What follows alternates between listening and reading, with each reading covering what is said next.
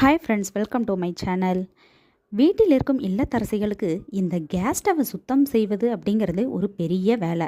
அதிலும் வேலைக்கு செல்கிற பெண்களாக இருந்தால் கேட்கவே வேணாம். கேஸ் ஸ்டவ் எண்ணெய் பிசுப்போடு அப்படியே இருக்கும்.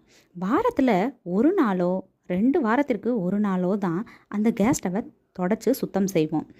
எண்ணெய் பிசுபிசுப்பு அதிகமாக உள்ள கேஸ் ஸ்டவ்வை குறைஞ்ச நேரத்தில் தண்ணி எதுவுமே சேர்க்காம சுத்தம் செய்கிறது எப்படி? அது மட்டும் இல்லாமல் தண்ணி ஊற்றி சுத்தம் செய்யும்போது நம்ம வீட்டு கேஸ் ஸ்டவ்வு சீக்கிரமே துருப்பிடிச்சு பழுதாகிறதுக்கான வாய்ப்பும் இருக்கும். தண்ணி இல்லாமல் இந்த மெத்தடை முயற்சி செஞ்சு பாருங்கள். உங்களுடைய ஸ்டவ்வு சுத்தமாகறதோட மட்டும் இல்லாமல் சேர்த்தே 10 வருஷத்துக்கு வரக்கூடிய ஸ்டவ்வு இன்னும் கொஞ்சம் கூடுதலாக 2 வருஷத்துக்கு சேர்த்து உழைக்கும். வாங்க இந்த பயனுள்ள வீட்டு குறிப்பு பதிவை முழுமையாக தெரிஞ்சுக்கலாம். முதல்ல உங்கள் கேஸ் ஸ்டவ் மேலே சிந்தியிருக்கிற பொருட்களை எல்லாம் தொடச்சி எடுத்துருங்க. கூடவே அந்த எண்ணெய் பிசுபிசுப்பையும் தொடச்சி எடுக்கணும்.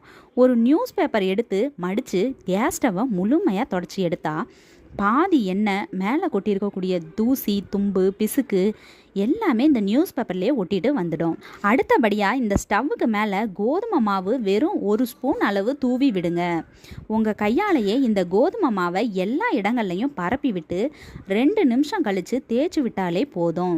ஸ்டவ்வுக்கு மேலே இருக்க அழுக்கு எல்லாம் எண்ணெய் பிசுபிசுப்பு இதெல்லாம் சுத்தமாக க்ளீனாகி வந்துடும்.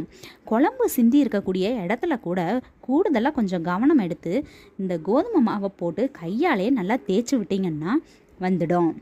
இப்போ நீங்களே பாருங்கள், முன்னாடி எந்த அளவுக்கு இது உள்ளெல்லாம் அப்படியே கருப்பு கலரில் அழுக்கு இருந்தது. இப்போ நம்ம தேய்க்க இந்த அழுக்கு எல்லாமே க்ளீன் ஆகி வந்துருச்சு.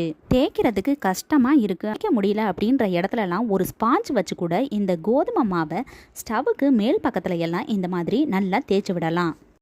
அதுக்கப்புறமா ஒரு சின்ன காட்டன் துணியை வச்சு இந்த தூவி இருக்கும் இந்த கோதுமை மாவெல்லாம் அப்படியே தொடச்சி எடுத்துருங்க. ஸ்டவ் முழுமையாகவே சூப்பராக சுத்தமாகி இருக்கும். இருந்தாலும் நமக்கு ஒரு மன திருப்தி இருக்காது. அந்த கோதுமை மாவு அங்கங்கே வெள்ளைத்திட்டுகளாக இருக்கும் இல்லையா? அதனால இந்த மாதிரி ஒரு காட்டன் துணியை வச்சு நல்லா க்ளீனாக தொடச்சி எடுத்துருங்க. அடுத்ததாக ஒரு பவுல் எடுத்துக்கோங்க. அதில் ஒரு முடி வினிகர் ஊற்றிக்கோங்க. என்கிட்ட வினிகர் இல்லை, அதனால் அரை லெமன் குறிய சாறை எடுத்துக்கிறேன். அதுக்கப்புறமா ஒரு மூடி தண்ணி ஊற்றிட்டு ஒரு சின்ன காட்டனை எடுத்துக்கோங்க. இந்த மாதிரி காட்டனை வச்சு முழுமையாக தொடச்சி எடுத்துக்கோங்க. இப்போ பார்க்குறதுக்கே சூப்பரான பளபளப்புடன் இருக்கக்கூடிய இந்த ஸ்டவ் தயார். இந்த குறிப்பை பார்க்குறதுக்கு வேணும்னா ரொம்ப நீளமாக தெரியலாங்க. இந்த ப்ராசஸை செஞ்சு முடிக்கிறதுக்கு 5லேருந்து 7 நிமிஷம் தாங்க எடுக்கும். இதே போல் ஸ்டவ்வுக்கு பின்னால் இருக்க டைல்ஸ் பகுதி, ஸ்டவ்வுக்கு கீழே இருக்கும் மேடை, இந்த பகுதியும் இந்த மாதிரி சுத்தம் செஞ்சுக்கலாங்க. இல்லத்தரசிகளுக்கு இந்த குறிப்பு பயனுள்ள வகையில் அமைஞ்சால் நீங்களும் கண்டிப்பாக முயற்சி செஞ்சு பாருங்கள். இந்த வீடியோ உங்களுக்கு பிடிச்சிருந்தா லைக் பண்ணுங்கள், ஷேர் பண்ணுங்கள், கமெண்ட் பண்ணுங்கள், மறக்காமல் சப்ஸ்கிரைப் பண்ணுங்கள்.